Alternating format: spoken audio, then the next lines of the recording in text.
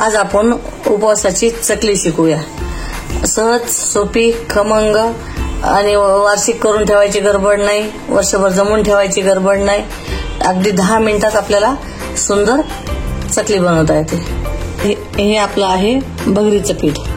भगर आणि साबुदाणा गिरणीवरून दळून आणायचं किंवा मिक्सरमध्ये काढायचं. 3 भगरचं घेतलं तर 1 साबुदाणा, म्हणजे वाटीत आपण काय करायचं की भगर पाकिट काढायचं, स्वच्छ धुवायचं आणि ते आपण गॅसवर नंतर वाळल्यानंतर भाजायची. 3 वाटी भगर तर 1 वाटी साबुदाणा. तर आता ह्यामध्ये आपण शेंदूर घालून घेऊया. नंतर तिखट, तुम्हाला हिरवी मिरची लागत असेल तर हिरवी मिरची घाला.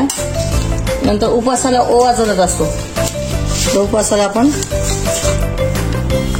ओवा हातावर चोळून घालूया. तीळ, आपल्या बऱ्याच उपवासाला तीळ चलतात, बऱ्याच उपवासाला तीळ चलत नाहीत. ज्या वेळेस प्रमाण तुम्हाला घ्यायचं त्यावेळेस घ्या, पण तिळानं अतिशय चव चांगली येते. तर आपण त्यात तीळ पण घालूया आणि थोडंसं काळ्या मिऱ्याचं पावडर ते थोडंसं टाकूया. आता हाताने चांगलं मिक्स करून घेऊया.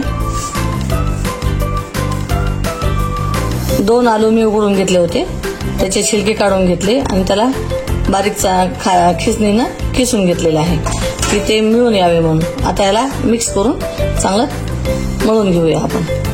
आणि मळताना आपल्याला लावायचंय आलूच्या याच्यामध्ये चांगले मळायचे आणि थोडंसं वाटलं आपल्याला थोडासा हात लावायचा तर थोडासा दह्याचा लावायचा. दही, ताक, दूध तुम्हाला जे वाटेल ते लावायचं. पण चकली अतिशय सुंदर खुसखुशीत होती. बऱ्याच जुळ्या काळातल्या बायका बघा तुम्ही वर्षाचं सामान आपण दिवाळीचं करून ठेवत होत्या, उन्हाळ्यातलं की उपासाची साबुदाण्याची चकली, भगरीची चकली. पण ही चकली तर आणखीन छान लागते. तर ताजी पाहिजे तेव्हा करून खायचं. आता हे सगळं मिक्स करून घ्यायचं. ह्याच्यात थोडंसं आता दह्याचा हात लावायचा आपल्याला. थोडंसं दह्यामध्ये पाणी टाकून घेते आणि मळून घेते. आता आपण पाहू शकतो की आपला उंडा असा छान मऊ आणि पूर्ण पीठ त्यात बसलं पाहिजे असं करून आपल्याला ते मळून घ्यायचं. आपल्या चकलीसारखाच. आता आपण ह्यामध्ये शेंगदाणा पावडर तुम्ही असेल तर टाका, नसेल तर काही गरज नाही, त्याची काही एवढी नाही. पण छान थोडीशी चांगली आणखीन चव येते म्हणून 2 चमचे शेंगदाणा पावडर घातलेला आहे. आता परत मिक्स करून घेते छान.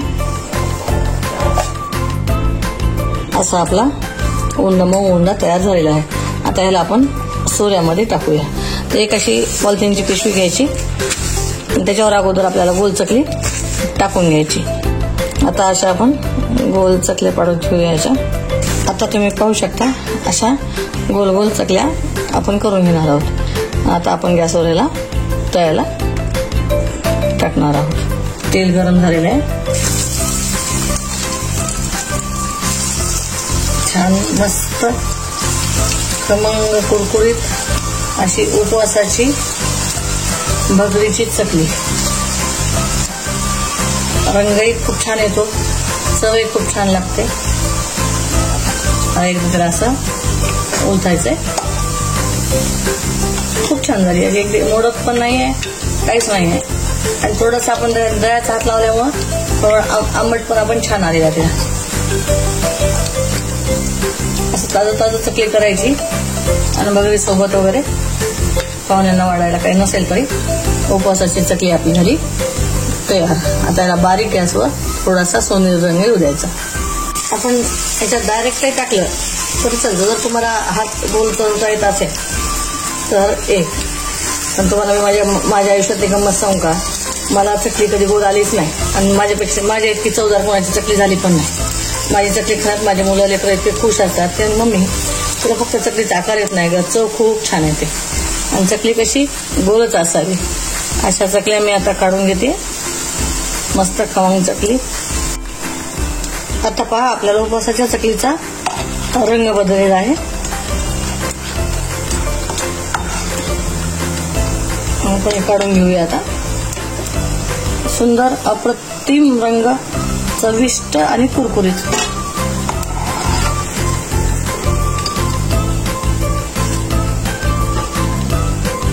तर आपल्या एकदम खमंग, क्रिस्पी आणि टेस्टी अशा उपवासाच्या चकल्या तयार झाल्या आहेत। या रेसिपीमध्ये मी तुम्हाला सर्व साहित्य सामग्रीचे प्रमाण अतिशय योग्य आणि सोप्या पद्धतीने सांगितले आहे। ही रेसिपी तुम्ही नक्की बनवून पहा। रेसिपी आवडली असल्यास रेसिपीला लाईक करा, भरपूर प्रमाणात शेअर करा, ॲक्टिव्ह कुकिंग चॅनलला सबस्क्राईब करायला विसरू नका। रेसिपी पाहण्यासाठी धन्यवाद।